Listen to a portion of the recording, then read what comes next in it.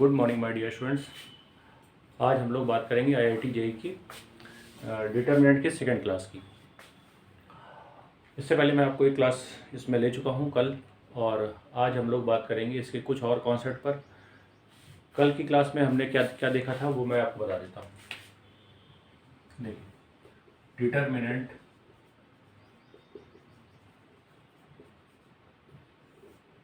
Determinants में हमने क्या देखा था कि हम डिटर्मिनेंट को पहले तो इस तरह से दो बार जैसे साइन में शो करते हैं। यहाँ पे कुछ नंबर्स लिखे होते हैं,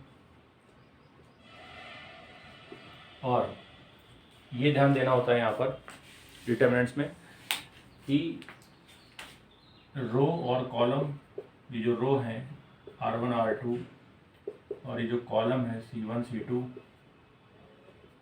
ठीक है, रो एंड कॉलम क्या होना चाहिए, बराबर होना चाहिए।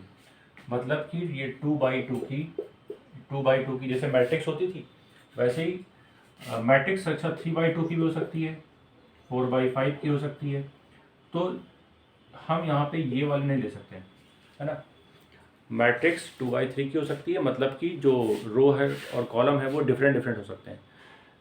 लेकिन डिटर्मिनेंट के केस में हमने ये देखा कि डिटर्मिनेंट में अभी तक जो हमने देखा उसकी बात कर रहा हूँ, हमने जो भी था वो 2 by 2 का या 3 by 2 का डिटर्मिनेंट लिया या 1 by 1 का। डिटर्मिनेंट में रो एंड कॉलम हमेशा सेम होते हैं, ठीक है। उसके बाद देखिए क्या है, मैंने आपको बताया था इसमें कि ये जो नंबर्स हैं अंदर, इनको एलिमेंट्स बोलते हैं। इन नंबर्स को क्या बोलते हैं, एलिमेंट्स। तो इसके एलिमेंट्स क्या हैं, 2 3 5 एंड 7। अच्छा, एलिमेंट्स का अपना एड्रेस भी होता है। जैसे मैं बात करूं, एलिमेंट्स का जो एड्रेस होगा उसको हम किससे दिखाएंगे, उसको हम दिखाएंगे AIJ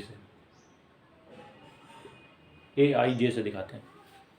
इसका मतलब ये हुआ कि जैसे मान लीजिए यहाँ पे ये वाला टर्म जो है ये क्या है, ये देखिए क्या है, फर्स्ट रो और फर्स्ट कॉलम, मतलब ये लिखा जाएगा A11, इसको लिखेंगे A12, इसको लिखेंगे ये दूसरी रो है ना, सेकंड रो है, और ये फर्स्ट कॉलम है मतलब 21, और ये सेकंड कॉलम है तो ये A22 हो जाएगा, ठीक।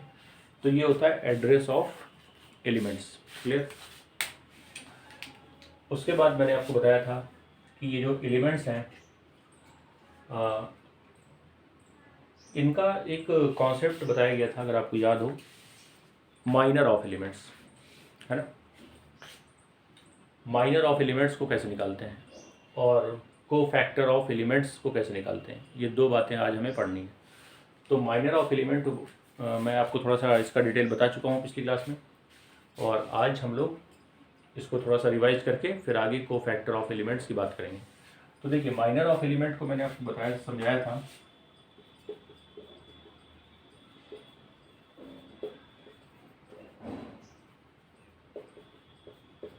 माइनर ऑफ एलिमेंट्स, ठीक है। माइनर ऑफ एलिमेंट्स कैसे निकालते हैं, जैसे मान लीजिए कि कोई डिटर्मिनेंट लिखा हुआ है 2 3 4, है ना, 5 6 8 0 1 3। अब इसमें मान लीजिए मुझे इसका निकालना है माइनर, इसका निकालना है माइनर। तो मैं क्या करूँगा, इसके रो और कॉलम को, जिस रो और जिस कॉलम में ये नंबर है उसको मैं कैंसिल कर दूंगा, डिलीट कर दूंगा, जो बचेगा उसको लिखूंगा। तो क्या बचा, 5 8 0 3, ठीक है, ये इसमें बच जाएगा। तो इसको बोलते हैं माइनर ऑफ एलिमेंट। और माइनर ऑफ एलिमेंट को हम किससे दिखाते थे, MIJ से। माइनर ऑफ एलिमेंट को हम लोग दिखाते हैं MIJ से, ठीक है। तो यहाँ पे बस केवल एक ही जगह क्या लिख देना है, हमें M लिख देना है। जैसे हम एक ही जगह M लिखेंगे तो ये अपना आ जाएगा माइनर ऑफ एलिमेंट,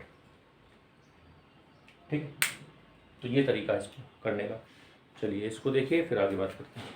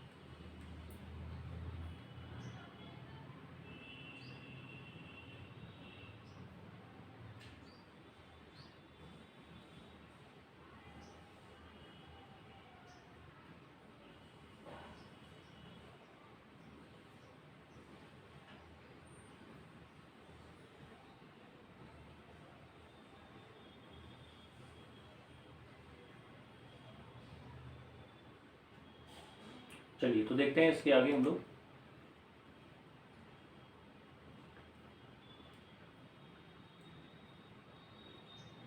है ना, बात करते हैं इसके आगे। तो देखिए मैंने यहाँ पे जो आपको फंक्शन करके दिखाया है उसको मैं एक तरह से डिफिनेशन के फॉर्म में लिख देता हूँ। ठीक है, तो अगर मैं डिफिनेशन के फॉर्म में इसको लिखूँ तो देखिए क्या लिखूँगा मैं, minor of an element of a determinant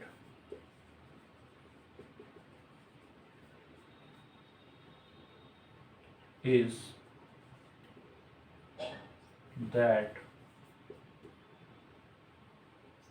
minor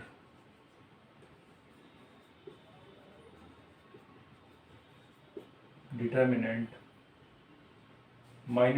which is obtained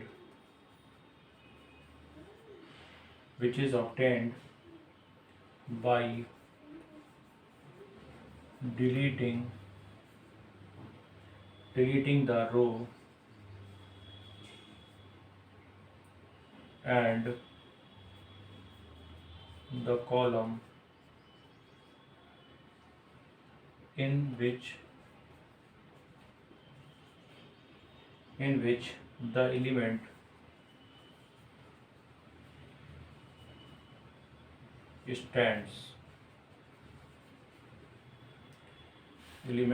stands।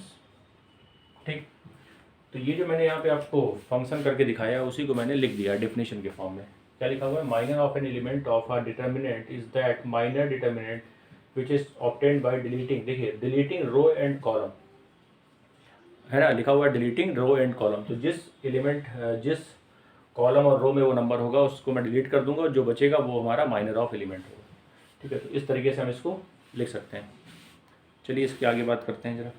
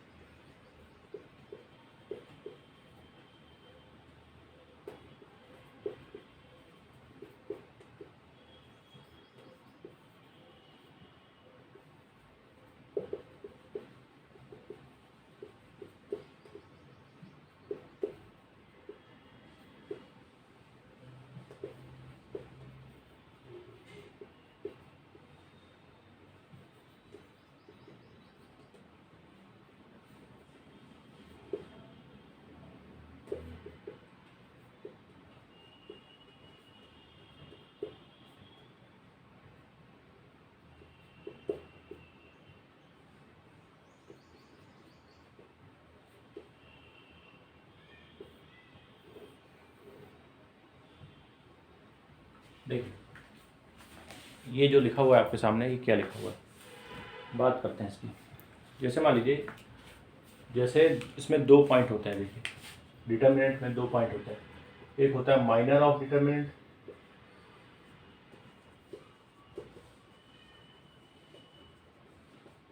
एक होता है कोफैक्टर ऑफ डिटर्मिनेंट।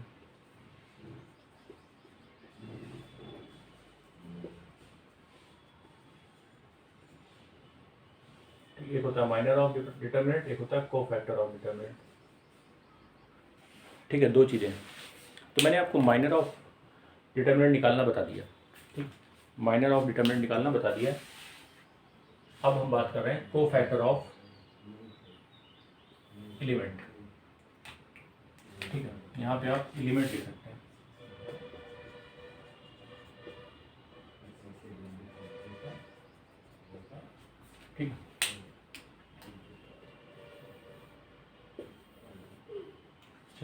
अगर मैं देखूं एक तरह से, जैसे हम माइनर ऑफ एलिमेंट को MIJ से दिखाते हैं, है ना, माइनर एलिमेंट को हम किससे दिखाते हैं, MIJ से, वैसे ही को फैक्टर ऑफ एलिमेंट को हम CIJ से दिखाते हैं। और CIJ बराबर क्या होता है, -1 की पावर I प्लस जे, -1 की power I plus J into MIJ। फिर से सुन लें, -1 की power I plus J into MIJ, ये होता है CIJ निकालने का मेथड, या कह सकते हैं फॉर्मूला। क्लियर। अब अगर मान लीजिए मुझे, इसको आप देखिए, फिर मैं कुछ 1-2 क्वेश्चन लिखता हूँ, उसको करेंगे हम लोग।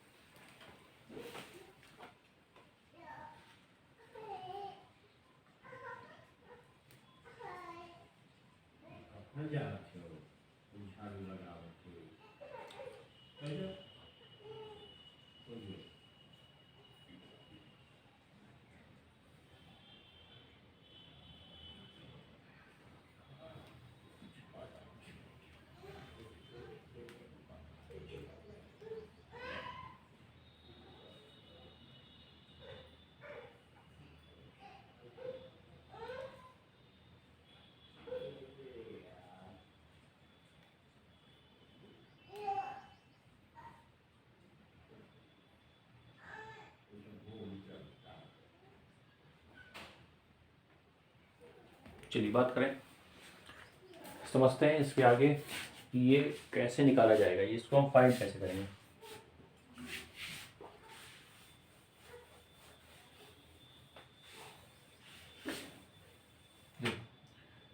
जैसे मान लीजिए कि एक डिटर्मिनेंट मैंने लिखी यहाँ पे A11 12 13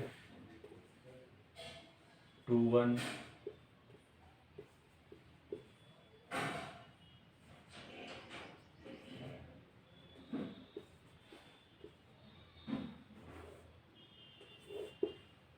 ठीक है, ऐसे कर दिया।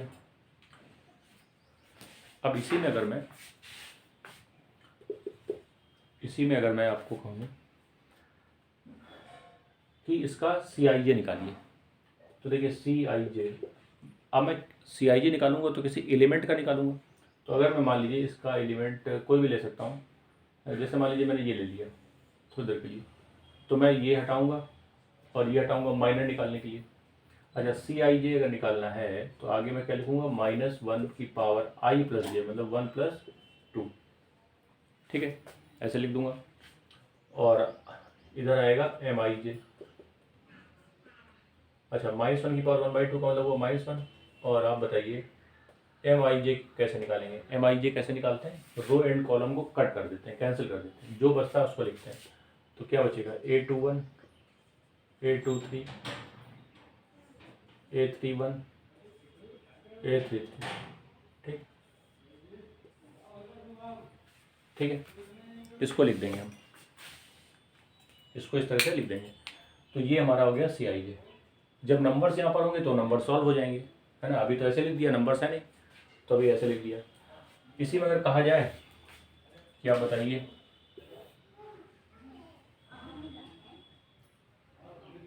इसको निकालना, मान लीजिए, तो मैं ऐसे काटूंगा और ऐसे काटूंगा। तो अगर मैं इसका CIJ निकालूं तो ये -1 की पावर क्या होगा, 3 + 3,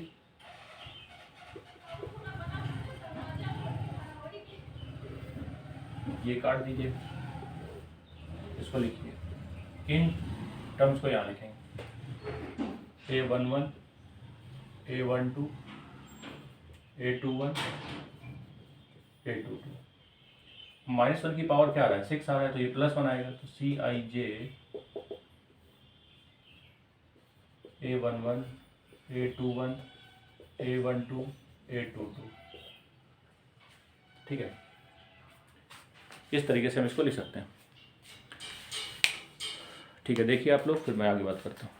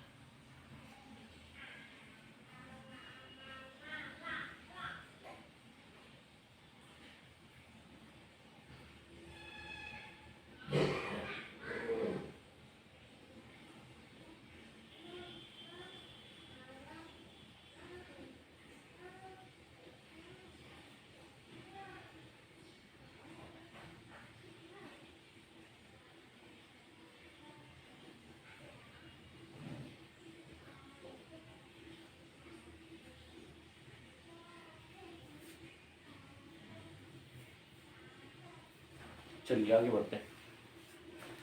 ठीक है, आगे बढ़ते हैं, देखते हैं आगे कॉन्सेप्ट क्या है।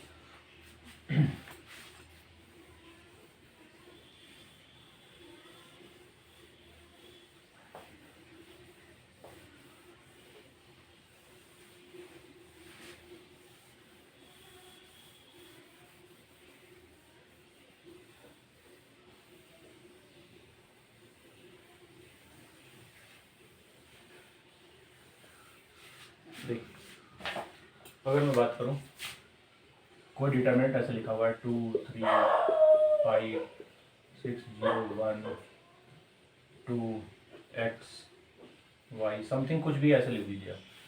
तो ये वाले जो एलिमेंट्स होते हैं ना, ये वाले, इनको बोलते हैं diagonal elements of determinants. Diagonal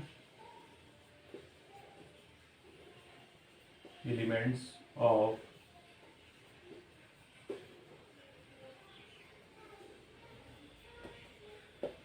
of determinants, है ना, ये वाले जितने भी। अच्छा, इनको क्या बोलते हैं? इनको बोलते हैं of diagonal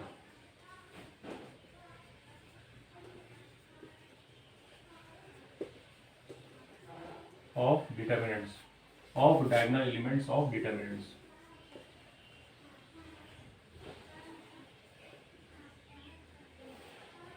of diagonal element of determinants, ठीक है। अच्छा, एक चीज और ध्यान दें कि elements of diagonal elements of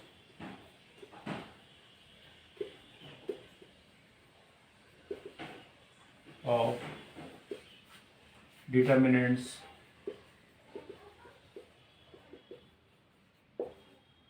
हमेशा इसमें जो होगा i इक्वल टू क्या होगा, j होगा, है ना। डायगोनल एलिमेंट्स में हमेशा i इक्वल टू क्या होगा, j होगा। i इक्वल टू j क्यों होगा? देखिए,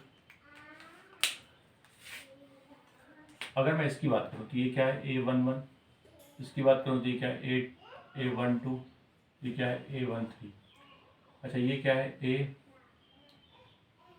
a21, a22, a23, a31, a32, a33। तो आप ये देख लीजिए कि जो डायगोनल एलिमेंट्स हैं इसमें ये जो आ रहे हैं, देखिए इसका जो एड्रेस है, इसका जो एड्रेस है और इसका जो एड्रेस है, इन तीनों का जो एड्रेस है ना, तीनों का जो एड्रेस है वो किस तरह से है, वो देखिए आई और जे इसमें क्या है, सेम है। इसमें 1 1 है, इसमें 2 2 है और इसमें 3 3 है। तो इसके जो आई जे होते हैं वो इक्वल होते हैं, ठीक है। ये पॉइंट यहाँ पे समझ में आ गया होगा, ठीक। चलिए, ठीक है, इसको समझिए, फिर बात करते हैं आगे।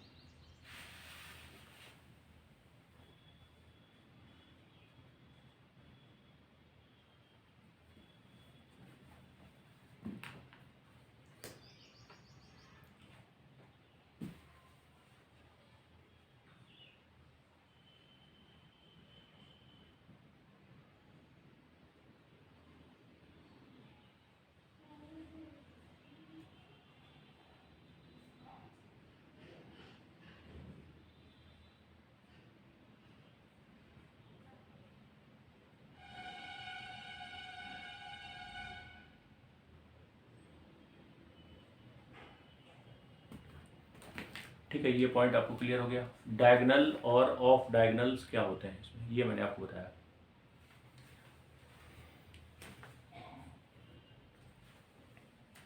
ठीक है ना। डायगोनल्स और ऑफ डायगोनल्स क्या होते हैं ये मैंने आपको यहाँ पे समझाया।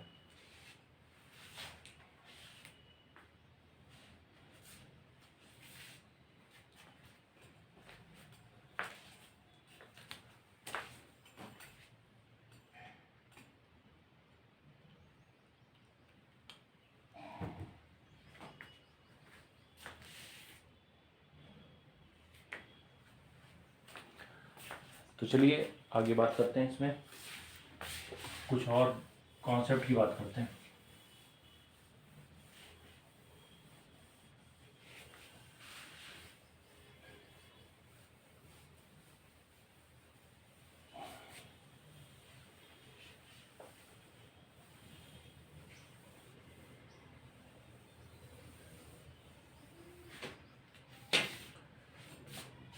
देखिए एक चीज़ और समझिए, हम लोग बात कर रहे हैं expansion of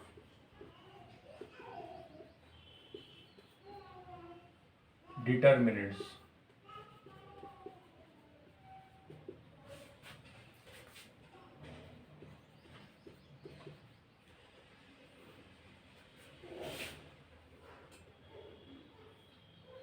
expansion of determinants, जैसे मान लीजिए कोई डिटर्मिनेंट्स यहाँ लिखा हुआ है, ऐसे तो लिखते हैं A11 A12 A13, फिर A21 A22 A23, फिर A31 A32 A33। ठीक है, यही तरीका होता है लिखने का। अब अगर मैं इसका एक्सपेंशन करूँ तो देखिए इसका जो एक्सपेंशन है वो 6 टाइप से हो सकता है ना। इसका जो एक्सपेंशन है वो 6 टाइप से हो सकता है ना। 6 टाइप से कैसे हो सकता है? मैं रो के अकॉर्डिंग कर सकता हूँ, इस रो के अकॉर्डिंग कर सकता हूँ, इस रो के अकॉर्डिंग कर सकता हूँ, इस रो के हिसाब से कर सकता हूँ, ठीक है, या कॉलम के, ठीक है। तो आप चाहे रो के करस्पॉन्डिंग करिए या कॉलम के करस्पॉन्डिंग करिए, एक ही बात है, ठीक है।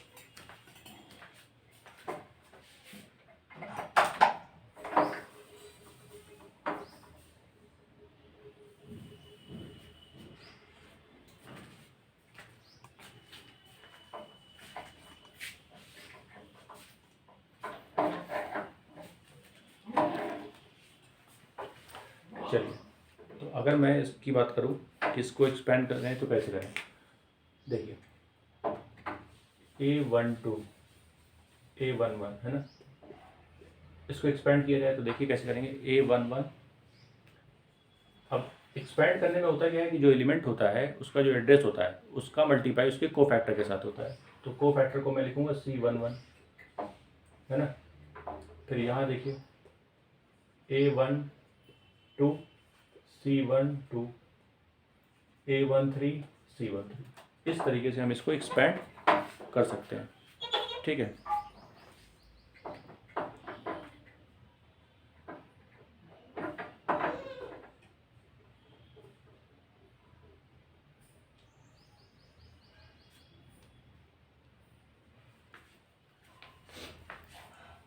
तो लिखना कैसे, ये आपने देख लिया होगा कि हम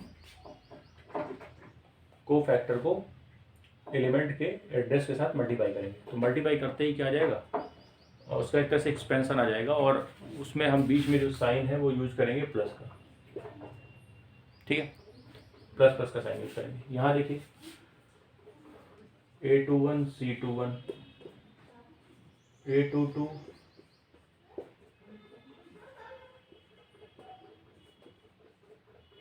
ऐसे करेंगे,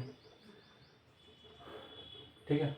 उसके बाद देखिए क्या है A31 C31 A32 C32 A33 C33, ठीक है। इस टाइप से हम इसको इसी तरीके से 3 तरीके ये हो गए रो के अकॉर्डिंग, और 3 ही नंबर ऑफ वेज होंगे अगर मैं इसको कॉलम के अकॉर्डिंग ओपन करूँगा तो इस तरीके से ही हो जाएगा, ठीक है। तो आई थिंक ये पॉइंट समझ में आ गया होगा आपके। आगे बात करते हैं।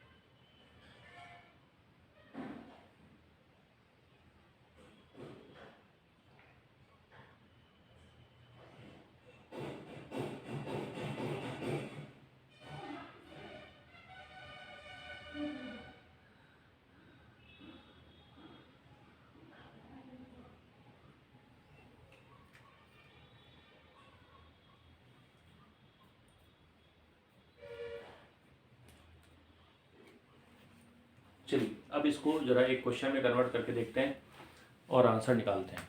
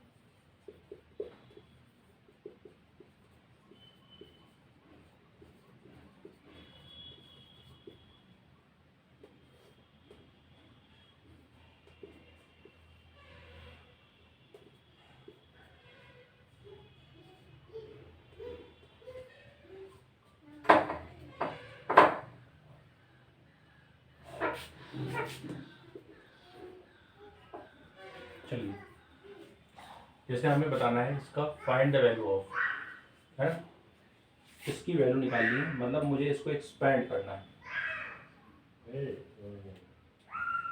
ठीक है, इसको मुझे एक्सपेंड करना है।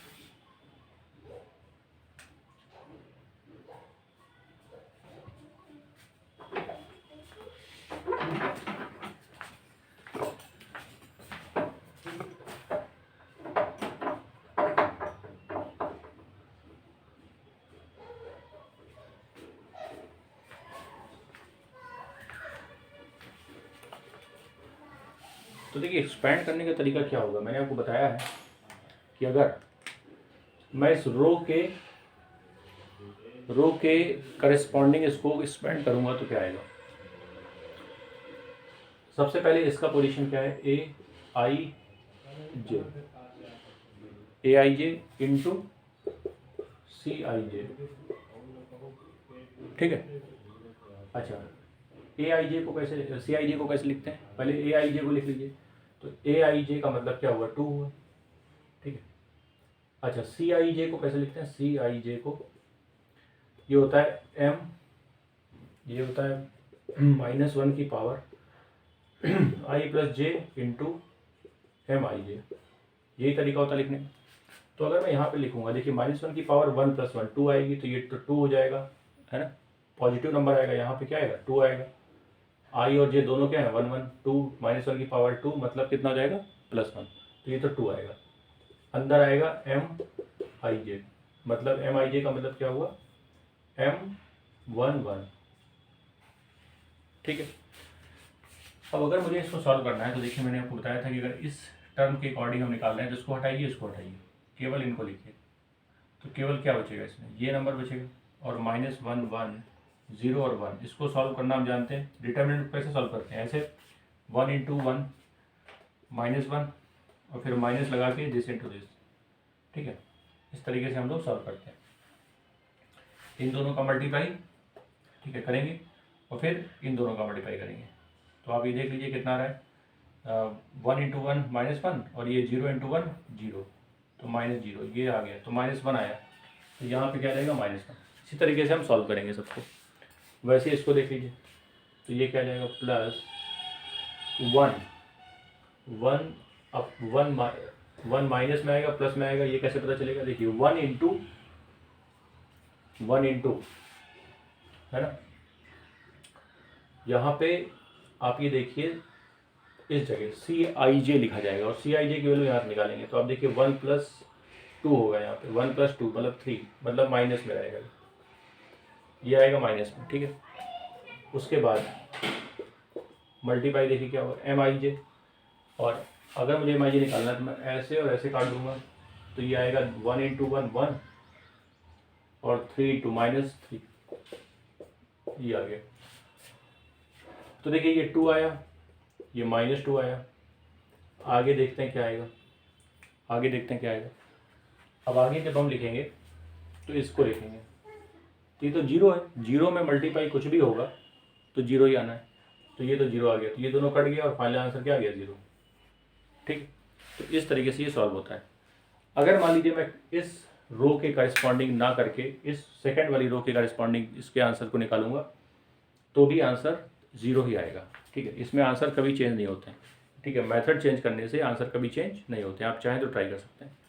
ठीक है, देख लीजिए, फिर मैं बताता हूँ।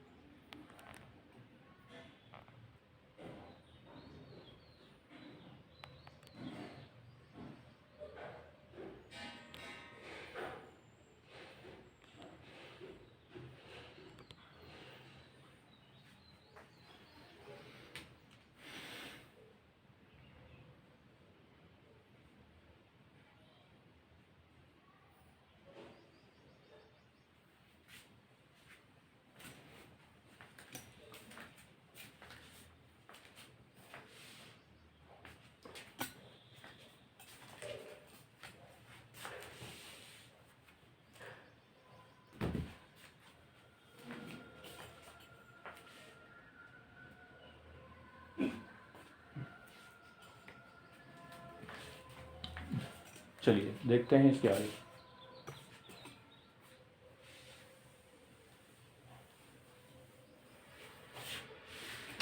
एक बार कर लेते हैं सेकंड रो के करस्पॉन्डिंग। ठीक है,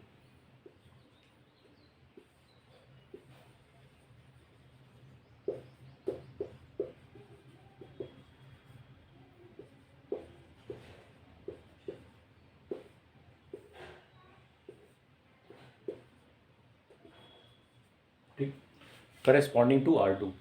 तो देखिए कैसे लिखेंगे। 1, सबसे पहले इसकी एड्रेस को लिखिए। A21 A22 A23। ठीक है, तो हमने यहाँ पे लिखा 1। अच्छा, 1 के बगल में आएगा Cij, और Cij कैसे होता है, -1 की पावर, देखिए क्या होगा, 2 + 1 इंटू -1 की पावर 2 + 1 इंटू Mij। तो आप बताइए, जब हम -1 की पावर 2 + 1 करेंगे, 3 करेंगे तो -1 ही आएगा, तो ये तो -1 हो जाएगा, है ना, ये तो -1 ही हो जाएगा इंटू Mij कैसे निकालें। Mij कैसे निकालेंगे, देखिए इसको आप काटिए, ये वाला काटिए और ये वाला काटिए। ठीक है, तो क्या क्या बचेगा, 1 and 0, 1 and 0, 0 and 1। तो जब ये सॉल्व होगा तो 0 × 0 0 और 1 × 1 -1 आएगा, -1 मल्टीप्लाई होकर ये आ जाएगा +1। ये आ गया +1। वैसे ही हम सेकंड प्लस करके लिखेंगे, तो यहाँ देखिए कितना आ रहा है, -1 आ रहा है, -1 इंटू -1 की पावर 2 + 2 मतलब 4, तो ये 4 आएगा, तो ये -1 ही रहेगा इंटू। ठीक है, अब देखिए इसके अकॉर्डिंग मैं कैसे कैंसिल कर दूंगा, ये कटेगा और ये कटेगा, तो यहाँ पे क्या क्या आएगा, 2 and 1, 0 and 3, 2 × 1 2 -3, -1 आया, -1 +1, ये भी +1 आ गया। अब करते हैं इसके थ्रू करते हैं, तो देखिए 1 × -1 की पावर कितना, 2 + 3 5, तो -1 ही रहेगा इंटू। अब जब हम इसको हटा देंगे तो देखिए क्या आएगा, 2 0 2 0 और 3 1। इसको सॉल्व करिए, तो 2 × 2 2 और ये -0, तो 2 आ गया। अब देखिए 2 आने पे ये -2 आ गया। ठीक है, यहाँ से कितना आ गया, -2, यहाँ से देखिए क्या है, +2, तो ये 2 से 2 कट जाएगा, तो आंसर क्या जाएगा, 0। तो आप देख रहे होंगे कि हमने दूसरे मेथड से किया तो भी आंसर 0 ही आ रहा है। तो आप किसी भी तरीके से करें इसको सॉल्व, आंसर 0 ही आएगा। ठीक है, इतना बात आपको समझ में आ जानी चाहिए। बहुत आसान है, कुछ नहीं है इसमें। बस आपको सॉल्व करना आना चाहिए। फॉर्मेट मैं पहले ही आपको बता चुका हूँ, आप उसके हिसाब से देख लीजिएगा। ठीक है।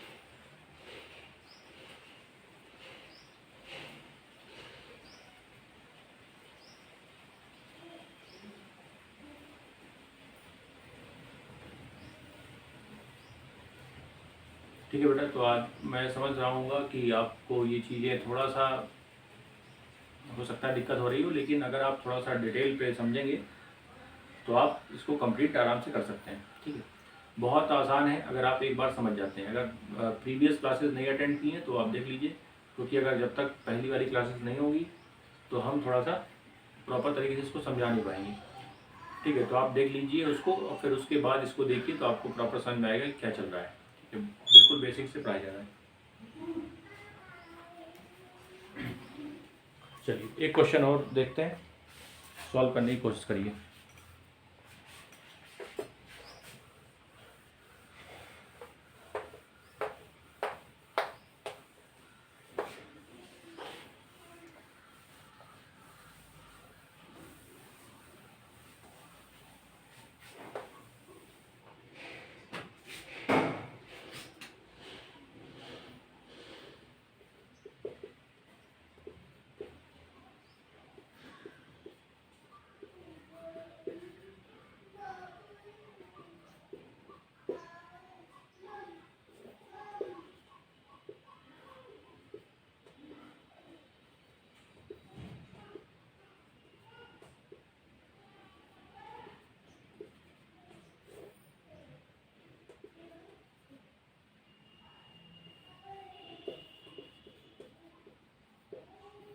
चलिए सभी लोग इसको ट्राई करें, देखें कि आप जो कॉन्सेप्ट पढ़ चुके हैं क्या वो आप अप्लाई कर पा रहे हैं कि नहीं कर पा रहे हैं।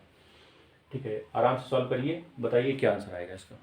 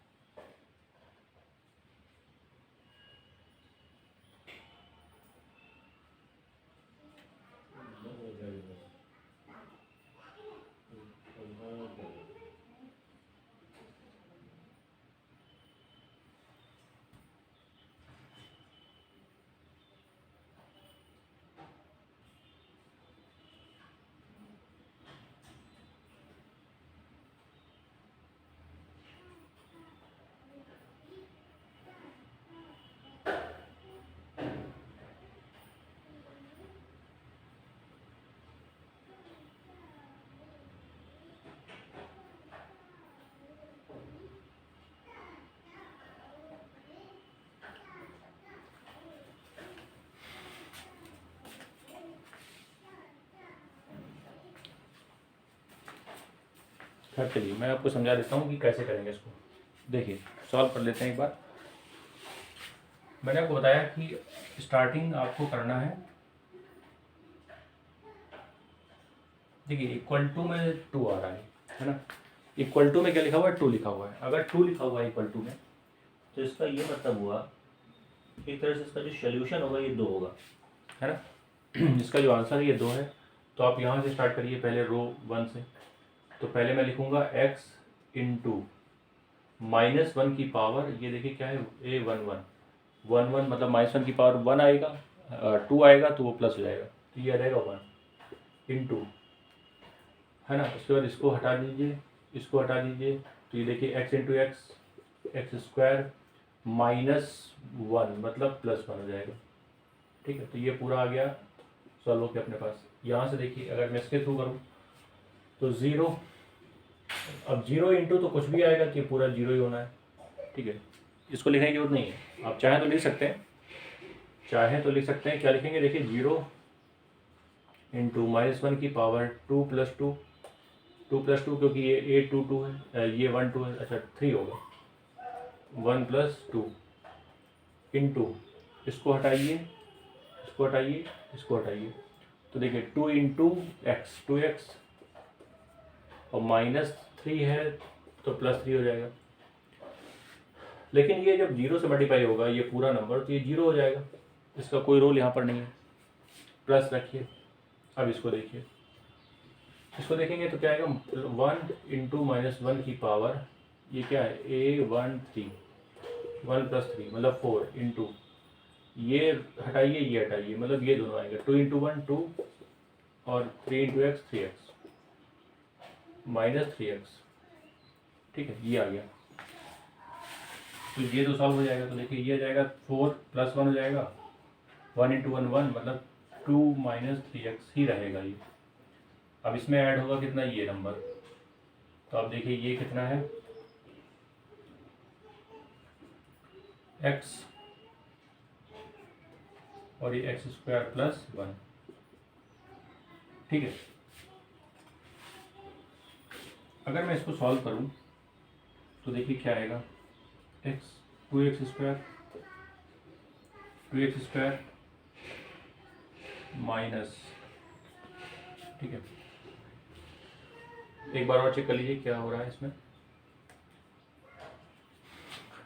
इसको मैंने सॉल्व किया, ये तो पूरा 0 हो गया, ये क्या आएगा, देखिए x² + 1 into x² + 1 into x. और थोड़ा सा जब सॉल्व करेंगे तो मुझे लगता है क्यूबिक बनेगा, यहाँ पर क्यूबिक बनेगा। आप उसको देख लीजिए, यहाँ पे मल्टीप्लाई करेंगे तो आ जाएगा क्यूबिक, तो ये आ जाएगा देखिए x³ + x, ठीक है, ये आ जाएगा x³ + x। और आगे क्या आएगा देखिए,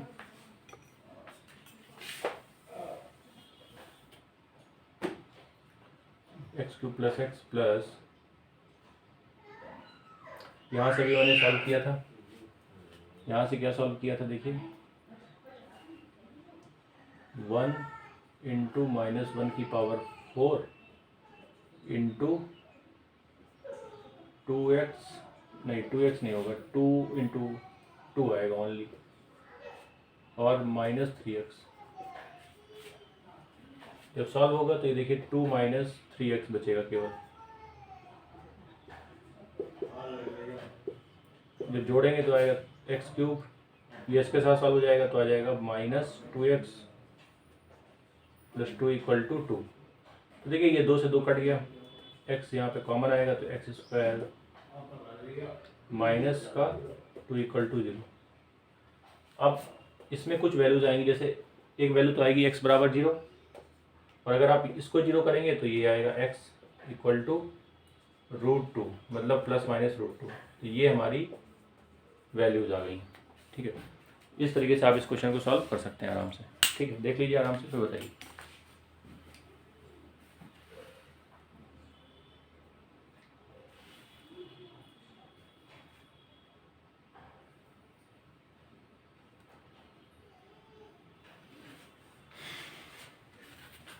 तो इस तरीके से हमने ये देखा कि इस क्वेश्चन को हमने जब सॉल्व किया तो ये क्यूबिक बनी, और क्यूबिक होने की वजह से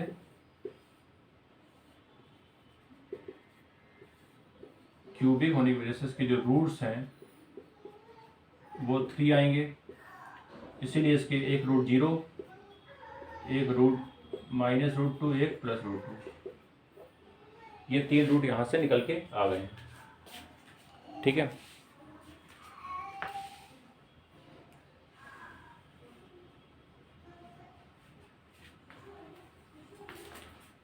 चलिए तो बात समझ में आ गई होगी, आराम से आप सॉल्व कर सकते हैं इसको, कोई दिक्कत वाली बात नहीं है। ठीक है, तो ये जो टॉपिक था ये तरह से कंप्लीट हुआ है ना। आगे जो भी क्लासेस हैं आप देखिएगा उसको, और ये जो टॉपिक है इसको आप रिवाइज करिए एक बार, जो भी क्वेश्चंस हैं बेसिक लेवल पे वो सॉल्व करिए, फिर थोड़ा सा टफ लेवल पे सॉल्व करिए, है ना। अगर कोई भी क्वेश्चन या कोई भी दिक्कत है तो आप कमेंट कर सकते हैं, उसमें आपको आंसर ज़रूर दिया जाएगा। ठीक है, अच्छा, जो भी इसमें कॉन्सेप्ट थे, देखिए बहुत बड़े कॉन्सेप्ट नहीं थे इसमें, बहुत ही आसान कॉन्सेप्ट थे, और गिनी चुनी बातें हैं जो आपको सीख लेनी है, बस वहीं से सारी चीज़ें सॉल्व हो रही हैं। ठीक है, तो बेसिक डिफरेंस आपने देख लिया, डिटर्मिनेंट और मैट्रिक्स का क्या है ना। बेसिक जो भी था हमने पूरा एक तरह से कंप्लीट कर लिया है। तो बेसिक जो भी था इसका पार्ट वो मैंने आपको बताया। ठीक है, ताकि आपको जो स्टैंडर्ड इसके जो कॉन्सेप्ट हैं वो समझ में आए। तो इसका जो दायरा है वो बहुत, अभी देखा जाए तो कंपटीशन लेवल में बहुत ज़्यादा वैसा टॉपिक नहीं है कि आपको कोई प्रॉब्लम क्रिएट करेगा। अगर आप इसके कॉन्सेप्ट को समझ जाते हैं तो आराम से आप इसके आंसर्स को फाइंड कर सकते हैं। ठीक है, तो इसी तरीके से इस क्वेश्चन सॉल्व होते हैं। ठीक है, कहीं पर क्वाड्रेटिक बनेगी, कहीं पर क्यूबिक बनेगी, तो ये जो क्वाड्रेटिक और क्यूबिक है ये सॉल्व होना करना आपको आना चाहिए, अलजेब्रा का पार्ट है ना। ये सब चीज़ें तो आपको बीच बीच में मिलती रहेंगी, तो इसका कोई प्रॉब्लम नहीं है। आप आराम से जो भी बेसिक कॉन्सेप्ट्स हैं उनको कंप्लीट करिए और आराम से वीडियोस को देखिए। ठीक है, तो डिटर्मिनेंट एक तरह से कंप्लीट, और अगले जो भी टॉपिक्स हैं वो शायद अब डिफरेंशिएशन शुरू होने वाला है।